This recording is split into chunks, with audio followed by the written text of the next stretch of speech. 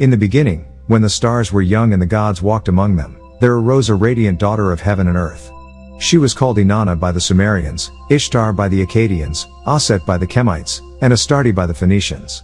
Her names were many, but her essence was one, the shining star of love and war, the morning and evening light of Venus. Born of Nannar-Sin, the moon god, she carried in her blood both the cool mystery of the night and the burning desire of day. Crowned in splendor, girded with jewels, and robed in power, Ishtar strode among gods and mortals alike, offering blessings and stirring turmoil. To her were given the gifts of passion, fertility, and the furious might of battle. She was at once a nurturer and a destroyer, a lover and a warrior. Among her many lovers, one shone above all, Dumuzi, the shepherd king, whose hands coaxed life from the soil and whose youth glowed like springtime. In their union, the earth blossomed. Fields ripened, flocks multiplied, and humanity thrived. Together they were the eternal dance of seed and harvest, of life and renewal. But the threads of fate wove sorrow into her joy. Dumuzi was seized by the powers of the underworld and dragged into the land of no return. The world above mourned, the crops withered, the beasts ceased to mate, and love itself seemed to vanish. Grief-stricken yet unyielding, Ishtar resolved to follow her beloved. She descended to the gates of the underworld, Kernagi, ruled by her dark sister, Ereshkigal. At each of the 7 gates, the guardians demanded a token of her majesty. One by one, she surrendered her crown, her necklace, her bangles, her girdle, until at last she stood naked and humbled, stripped of all power. Before Ereshkigal she was judged, struck down, and imprisoned. Disease clung to her body, and the earth above grew desolate. Without the goddess of desire, no life could stir. Without the mistress of fertility, no seed could grow. The gods, alarmed, created a being of charm and brightness to soften Ereshkigal's heart. Moved, the queen of shadows released her sister. Sprinkled with the waters of life, Ishtar rose again, ascending gate by gate, reclaiming her regalia and her might. Though Dumuzi remained bound to the underworld for part of the year, his cycle of descent and return ensured that the earth would live again, echoing the eternal rhythm of life and death. Yet Ishtar's fire was not only tender. In the tales of kings, she sought the hand of Gilgamesh, the mighty ruler of Uruk. She promised him dominion and riches if he would be her consort. But Gilgamesh mocked her, recalling the fates of her past lovers, birds crippled, lions broken, shepherds cursed. Enraged and humiliated, Ishtar flew to her father Anu and demanded vengeance. From the heavens she unleashed the bull of heaven, bringing famine and terror. Yet Gilgamesh and his companion Enkidu slew the beast, and the goddess's fury turned to bitter shame. Across the ages, Ishtar's form shifted but her spirit endured. In the Nile Valley, she was Isis, mourning her beloved Osiris and nursing her son Horus. In Phoenicia, she was Astarte, the queen of heaven. To the Greeks, she became Aphrodite, goddess of beauty, desire, and ruin. Always she bore the dual faces of creation and destruction, tenderness and rage. Ishtar's story is the story of the cosmos itself, of light descending into darkness and rising again, of love lost and found, of cycles that bind mortals and gods. She is the flame of desire, the hand that guides the plow, the spear that drives into battle, the tear that falls for the dead. And so, though her names have changed with tongues and centuries, her essence remains eternal. She is the goddess who dares to descend, who suffers, who rises, who transforms. She is Ishtar, star of heaven, mother of passion, warrior of the gods. In the time when the gods walked among mortals and shaped the destinies of heaven and earth, there lived a shepherd whose beauty rivaled the dawn. His name was Dumuzi, though in other lands he was called Tammuz, Adonis, and Osiris. He was no conqueror, no builder of cities, but a tender guardian of flocks, a bringer of life to soil and seed, a youth whose very presence made the fields flourish. The goddess Inanna, Ishtar, star of heaven, saw him, and her heart was kindled. Their love was fierce, a union of sky and earth, of passion and fertility. When they lay together, the lambs fattened, the orchards ripened, and the world was clothed in abundance. Dumuzi, the shepherd king, became the beloved of the queen of heaven, and their bond was celebrated in sacred songs and rites of renewal. But joy is never without its shadow. When Ishtar descended into the underworld in search of her power and her lost beloved, the earth withered. To restore balance, a price had to be paid. One must remain in the realm of the dead. The gaze of the gods fell upon Dumuzi. Though he pleaded and fled, the demons seized him and dragged him into the dark domain of Ereshkigal. His cries echoed across the heavens, and his sister Geshtinanna wept bitterly, offering to share his fate.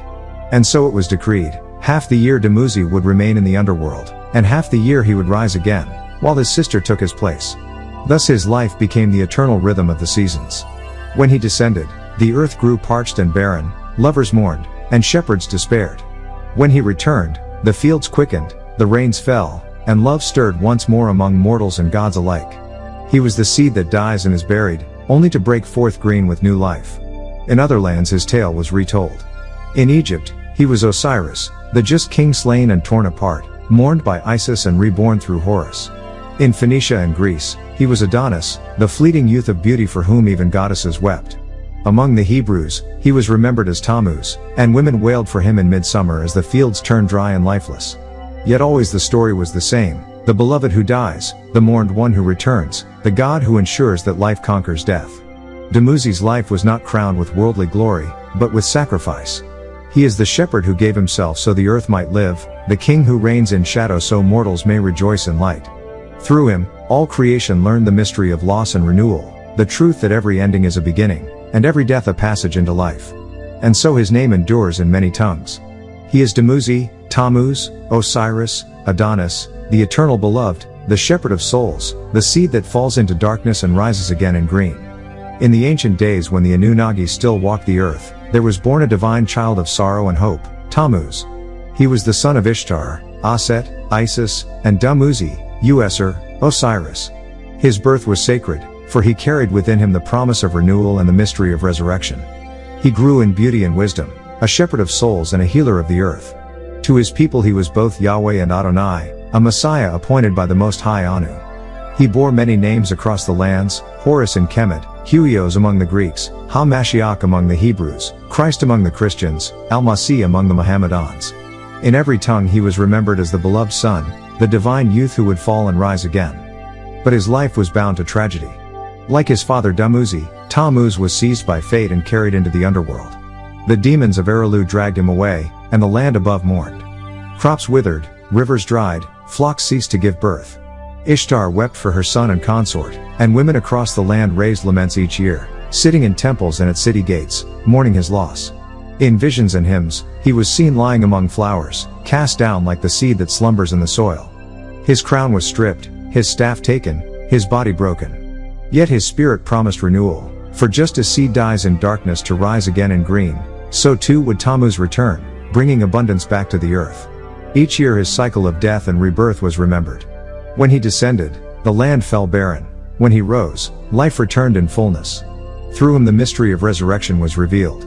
His story crossed lands and faiths. In Egypt he rose as Horus, in Phoenicia as Adonis, in Israel as the mourned Tammuz of Ezekiel's vision, and in later faiths as the Messiah, Son of God, bringer of salvation. Tammuz's life was not one of battles or crowns but of sacrifice and renewal. He was the eternal Son, beloved and mourned, slain and restored, a bridge between mortals and the divine. His destiny was to embody the eternal truth that love conquers death and that through loss comes rebirth. And so he endures, by many names but one essence, Tammuz, the dying and rising God, the shepherd of life, the eternal Son of heaven and earth. The desert wind carried the scent of dust and myrrh, and the stars burned cold above the plain. Among them was one brighter than all, the wandering star of dawn and dusk. To the shepherds it was simply a sign of the turning seasons. To the priests of Uruk, it was Ishtar herself, queen of heaven, goddess of love and war. Her story had no beginning, for she was as old as light. Yet in this age, she walked the earth, her eyes flashing like stormlight, her beauty as fierce as a blade. She was desire and destruction, tenderness and wrath, a goddess who loved mortals as easily as she destroyed them. And it was in this age that she came upon a shepherd named Dumuzi.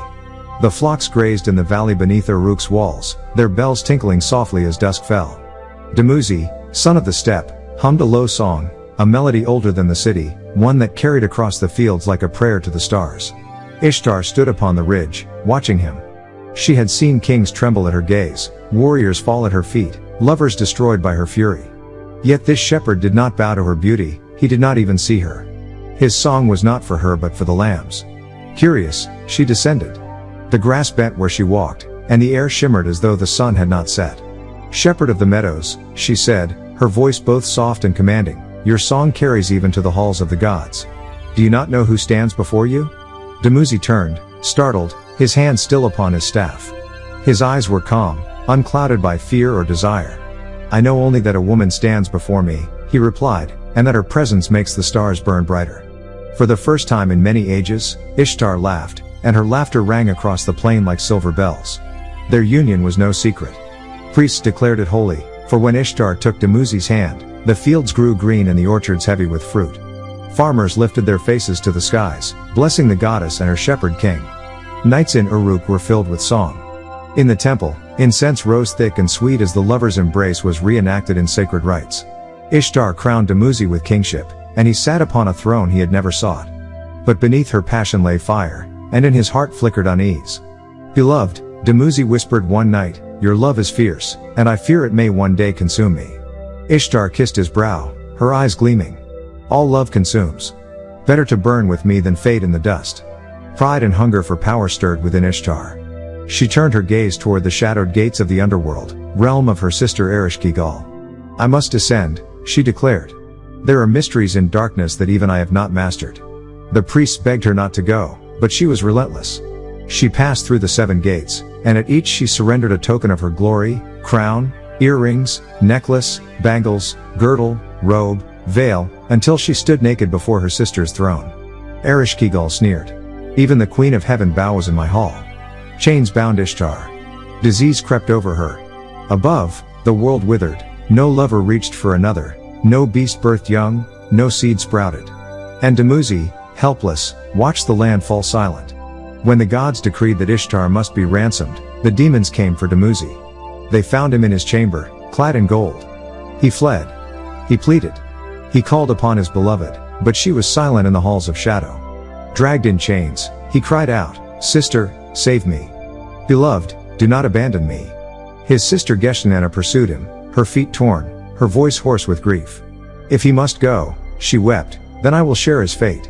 Half the year let him walk in shadow, half the year let me take his place. Let not the world perish for the sake of the underworld." The decree was sealed. Dumuzi descended, and with him the land fell barren. When he rose, spring burst forth anew. From the union of goddess and shepherd came a son, Tammuz. He was a child of sorrow and hope, born beneath omens that promised both greatness and grief. His eyes carried the light of heaven, but in their depths lingered the shadow of the underworld. Priests whispered, "He shall be slain, yet he shall rise. He shall be mourned, yet he shall bring joy." In time, Tammuz too was seized by fate. Visions showed him struck down, lying among withered blossoms, his crown shattered.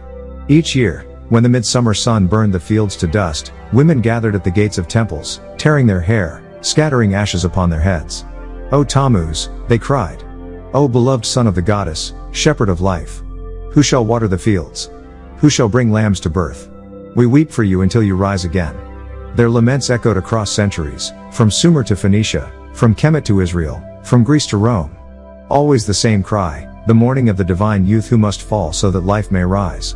The story of the goddess who descends, the shepherd who dies, the sun who rises, became the rhythm of the cosmos itself. Ishtar whispered in the night sky, "I descend and rise." Dumuzi murmured from the fields, "I die and return." Tammuz cried from the lips of women, "I am the seed, the eternal sun." And so their tale lives on, in myth, in scripture, in every seed buried and reborn, in every tear shed for love lost and found again.